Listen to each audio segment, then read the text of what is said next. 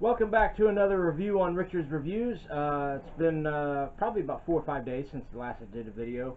I had to take yesterday off because I got really tired. I hadn't slept much. But as you can see in the background, I got some three new VHS covers. I got the Covenant, the Convent, I should say, Bloody Murder, and Mutilated. I don't know if you can see this real too well because of the color, but also we got coming up in reviews. We have The Fear. We have The Fear Halloween Night, also known as The Fear Resurrection. Then we have Tales from the Dark Side Season 2. But today, we are going to be reviewing one of my, in my top 5 favorite horror films, Demons. This is the this is the VHS cover, not the VHS cover, but it's a really good cover. This is the DVD. I love the VHS cover. This has widescreen, it's got an auto commentary, theatrical trailer. Now the inside here, I probably showed this on previous videos before, but I love the little insert that they put here with the chapter selections. So, this movie was released in 1985 and didn't get a VHS release until 1986. Now the Blu-ray has a bunch of special features that this does not have. It comes with a replica of the movie ticket that's shown in the film. This is directed by Lamberto Bava, the son of Mario Bava. It's produced by Dario Argento. It has some great heavy metal and music stars. Just to name a few: Rick Springfield, Motley Crue, Scorpions, Billy Idol, Saxon, Accept, Go West. Some great songs and great groups there. It stars, let me see if I can say his name, Urbano Barberini and Natasha Hove. It also stars Bobby Rhodes, who happens to show up in the Demons 2, but he's not the same character. Goretta, she's the one lady who in the movie puts the mask on and gets a cut on her face. Nicoletta Elma, or ELMI, not sure how she says her last name, but she's the red-headed ticket salesperson in the film. She had played prior in some movies back in the 70s, in late 60s, from Andy Warhol films of Dracula, Frankenstein, whichever one that one was, and she also played in Deep Red, Dario Argento directed from the 70s. The movie basically is about these two, I'm guessing college students, who get these movie tickets to go see the screening of a film that has, they reopened the theater to show a film. And how they get them is there's this guy who's wearing a half of his face is metallic, and he's walking with like kind of like a raincoat, running after people or handing them tickets. But the beginning of the movie shows all the credits, and it's got Natasha Hovey's character. She's sitting in a train and playing the music, which is great music, by the way. And she gets off the train, and as you see, this person's like giving tickets to people that are getting off the train or walking in the train station. So she gets off, and this guy's following her, but she just thinks he's stalking her, but actually he's trying to give her a ticket. So she gets the ticket, and then she goes to tell her friend, and she asked for a ticket before she left for her friend as well, so she got 2 tickets to take her friend with it. And then and the guy with the half like metallic face, that's played by director Michel Sauvé, who directed The Church and Cemetery Man, and he has played in City of the Living Dead, and he's a great actor as well as director. I mean, I like his films. Going on, basically they go to this theater, this opening of this, I think it's called the Metropole, the Metropole Theater, and various people come in there and start watching it, and you've got this prostitute with this girl or this guy with this prostitute. You got these three African American people in the film. You've got a blind man with his daughter.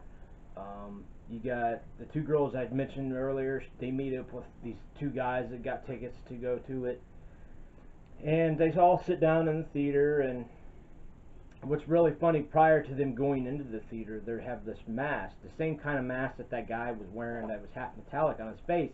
He's They see it there, but it's a full mask. And the one girl, I can't remember her name, but her real name is Greta. She puts the mask over her face and starts, doing do like this, like that, and she takes it off, and she gets a big cut on her face, and nothing. She's like, that hurts. So she's not really too worried about that. So she goes on. She goes in.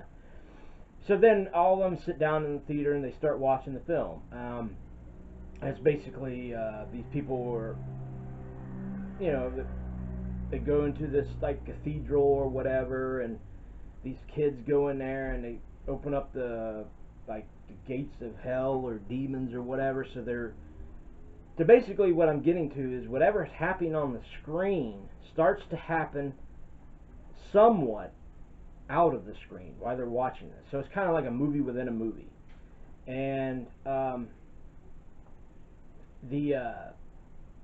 one of my favorite parts in the film is, I'll get to that in a minute, but before I get to that, I'm going to say that they basically are all watching the film, and something transpires in the film where this guy puts the mask on and he gets a cut on his face. Now remember, that lady that had put the mask on too had a cut on her face, and she starts to feel this like pain in her cheek. When that happens, she says, "I need to go to the bathroom." So she runs into the bathroom, and during her into the bathroom, they start going. He starts turning into some kind of like demon, and he's chasing them around, and he starts to kill the people that he's with there.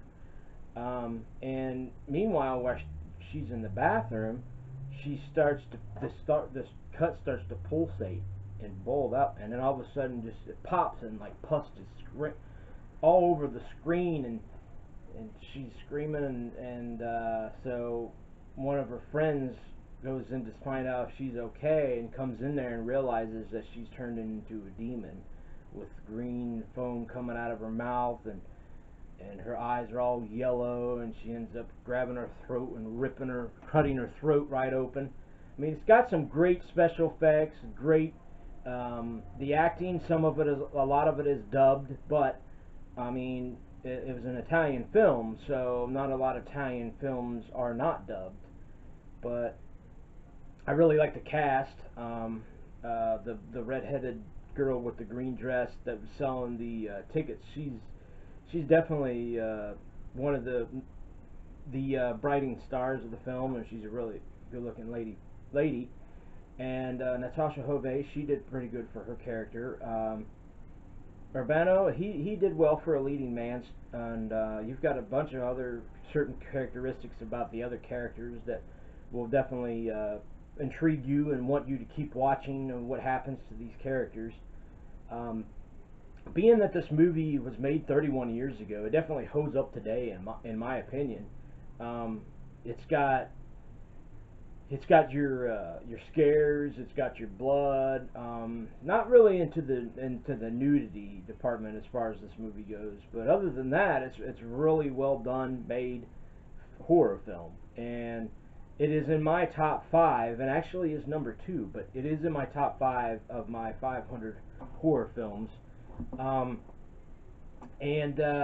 So basically, my favorite scene is in the film after it gets to the part where they start to kill, and then all of a sudden there's the girl that got her throat slit open.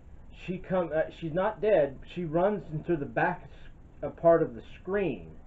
So and you start seeing this like movement from the film, but they can't see it because it's like they're not too close up to it, and all of a sudden, as soon as the stab knife comes through it, she comes breaking through the film, and she's sitting there screaming for help. And then what I'm getting at is the best part in the film, not the best, but my favorite part of the film, is when that girl, she's sitting there, and all of a sudden she starts, like, things start falling apart. Her teeth start falling out, and her nails start growing long, and she starts to turn into a demon. That's what's happening, and it's really cool special effects. And I mean, some of it you can actually tell that was like not like real person. But granted, 31 years ago, they don't have what they have today, but some great practical effects. And the one after she is turned into that, all of a sudden this like demon comes popping out of her back, and he's like rah! He jumps out of the screen and grabs this one guy. Throughout the movie, you see a bunch of the characters do get killed. The blind person gets killed. His daughter runs off with this guy, and they're making out. And that girl that got cut with the mask, she wraps rope around them and cuts, or I think he just like cuts their throat or something like that. And the old man that was blind, she like pokes what is left out of his eye sockets, and like kind of like goes like this, and yeah, it's really cool. You do have you have four people riding around in a car.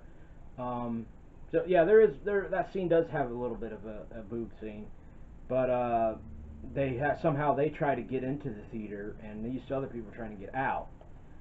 But somehow that one creature that jumped out of the back, he comes out. He gets out of the theater and opens the back door, and then they come in there.